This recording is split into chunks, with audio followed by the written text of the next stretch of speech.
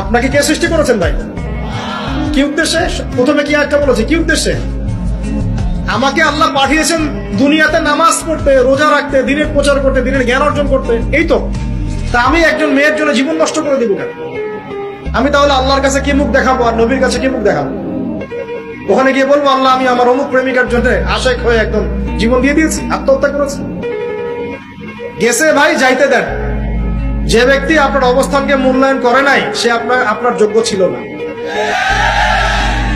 এখন আপনি কি করবেন? নিজের অবস্থান উন্নত করেন, আপনার পিছনে লাইন ধরে ঘুরবে। এটাই বাস্তবতা। দুনিয়া খুব খারাপ জিনিস। মানুষ মানুষের অবস্থানকে মূল্যায়ন করে, মানুষ মানুষের অবস্থানকেই মূল্যায়ন করে, কিন্তু আল্লাহ রাব্বুল আলামিন আপনাকে সর্বাবস্থায় ভালোবাসেন।